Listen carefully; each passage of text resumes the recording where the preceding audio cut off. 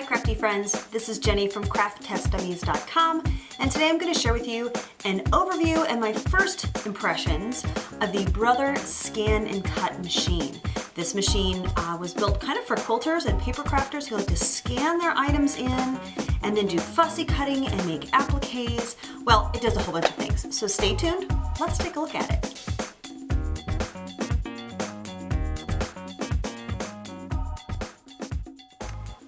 Okay, so for this first portion of this video, I want to just kind of do an overview of what you see after you've unboxed it and kind of set it up. I've already gone ahead and plugged it in, and right now it's still closed. So I'm going to open up the front dust cover, and you'll see that there is the blade housing right here. Now there's also a view, like an LCD screen, and you just kind of pull that up, and it will kind of click into a position. If you pull it all the way back up, it retracts down. So then you have really only a few buttons on the front screen, and that includes your power, a home, a settings button, load the mat, and start and stop. So let's just get started with maybe the basic bits here. I'm going to go ahead and turn it on, and you can see the screen from this angle, so that's good. And I already have a mat here. There's two mats that came with mine. I think they're all different configurations, but this is the standard mat, not the low-tack mat, just so you know. So when you get started, there's really nothing to see, so you have to kind of choose a function. If I go, oops, that's not good. There we go. There we go, get it started. So then you see a pattern and a scan.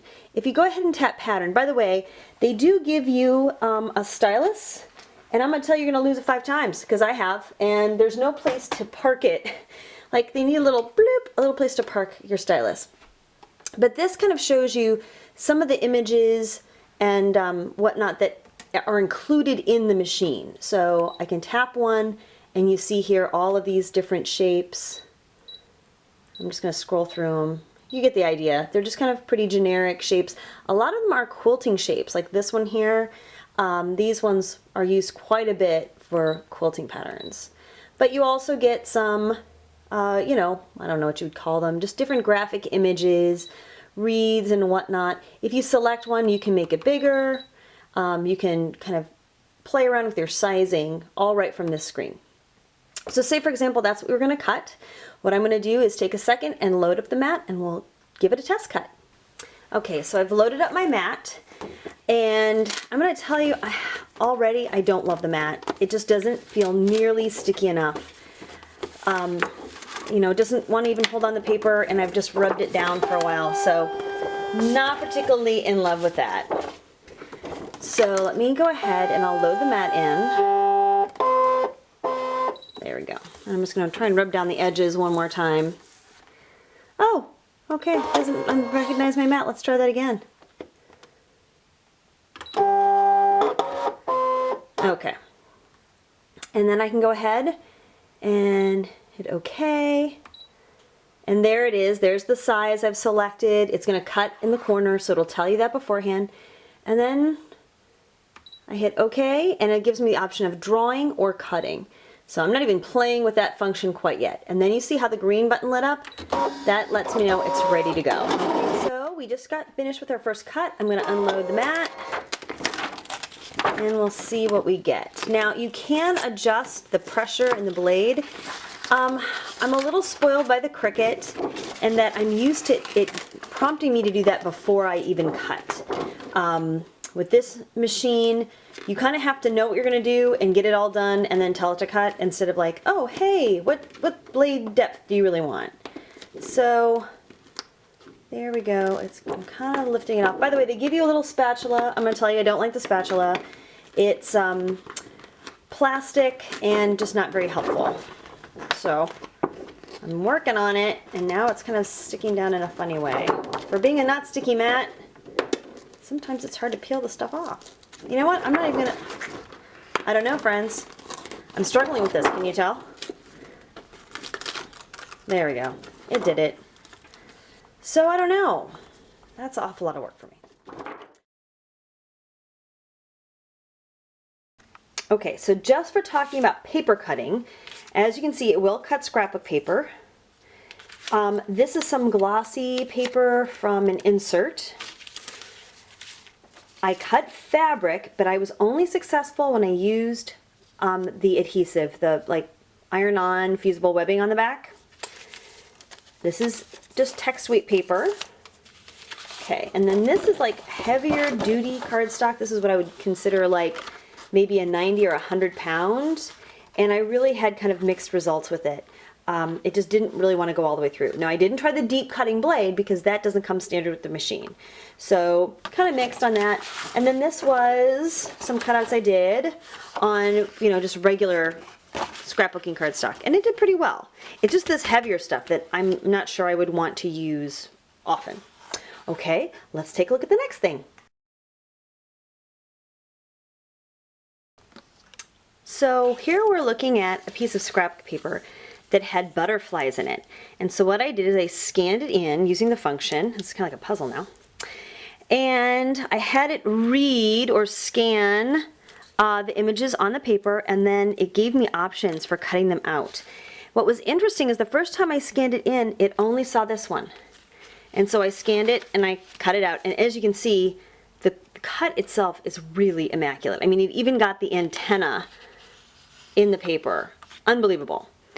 So then I did it again. I scanned it in one more time with this part being gone, and it saw these three, and it cut these out. For some reason, it just doesn't see all of the patterns on the paper. You can also really refine it and select bigger or smaller things and try and isolate exactly what you're looking at. But I just wanted to point out that it will see some things, but maybe others not so much. So what we'll do next is we're going to scan in this image. I found it on the internet. I printed it out. And I'm going to scan it in so you can see A, how to scan it in, and then B, how it cuts it out. I've got my paper loaded on my low tack sheet. It's also the one that's cleanest, so it won't read, you know, quite as many bits of dust.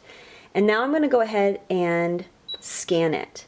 Now I can do a couple of different things. One, I can just have it, just look at it and then cut it out, or I can have it scan it in and then save it, or scan it in and save it on the USB. So what I'm going to do here is I'm going to do scan to cut data, because I don't actually want to cut this one out. If I did, I would do direct cut. If I want to cut it out in a different sheet of paper, scan to cut data. So that's what I'm going to do. I'm going to go ahead and let that load in. And I'm doing this in real time. I know it makes the video long, but that way you can really see how long it takes and also hear how loud the machine is.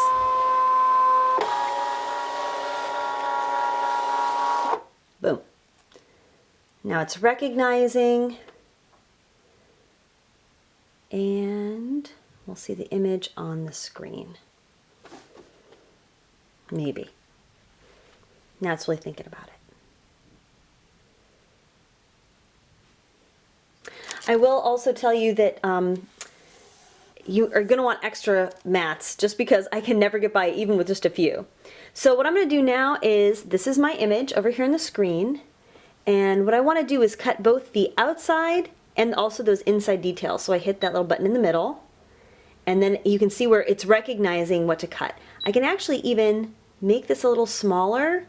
That way if there's other things you don't want to cut on the paper, it just helps narrow it down a little bit, like that. And that's exactly what I want to cut, and now I'm going to save it. I'm going to save it onto the machine, or you can save it to your USB. And there it is, it's number 6. So what I'm going to do is unload the mat, and now I'm going to put in my cutting mat. And again, I tried to rub it down so it sticks. Sometimes it just doesn't act like it wants to stick. So I'm going to go ahead and do this. I'm going to go ahead and we're going to, let's see, I'm going to go back to home, to pattern, save data on the machine, number 6. Okay. And I'm going to cut it out. I hope, oh, see, and this is where I'm not pleased with the mat, because it's just not sticky enough. I'm going to stop and see if I can get it to stick onto the mat again. So I'm cutting again, and I'm going to admit to you that I went back into my studio and I bought some like spray based, and I actually sprayed my mat to make it a little stickier. When you're cutting a heavier cardstock, I just don't feel like the mat is really sticky enough to hold everything down for you. But here's a remarkable thing. This is actually a really fast machine. I'm also going to just pull this out for you too, so you can see the blade. It's actually really easy to pull in and out. You just literally drop it in and flip the little switch. And if you want it to be, if you want to adjust it for a deeper or a lighter cut, you just give it a little twist, which I think is really, you know, handy and pretty easy. I think the standard setting is 3 or 4. So I'm gonna put that back. All right, so unload the mat and let's take a look at my Direwolf.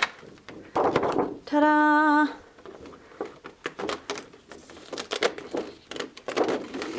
Pretty nifty, huh? Ta-da!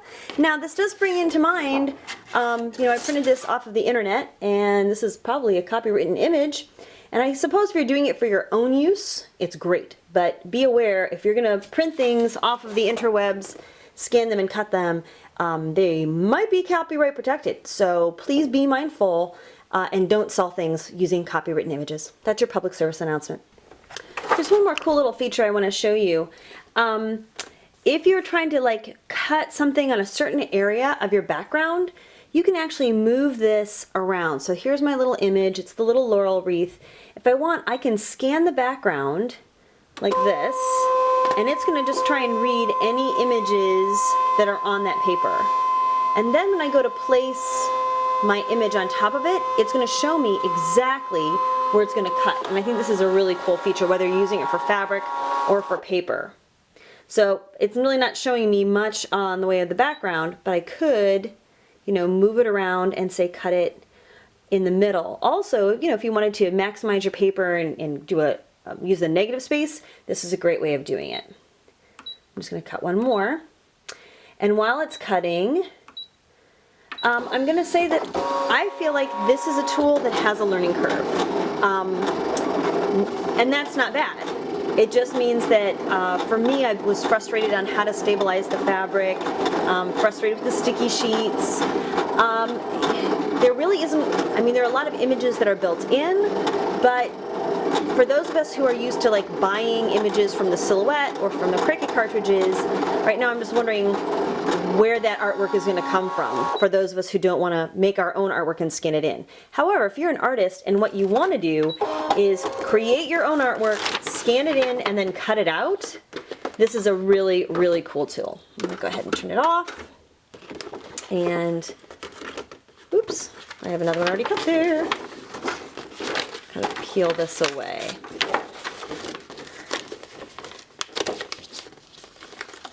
Like so. Ta-da!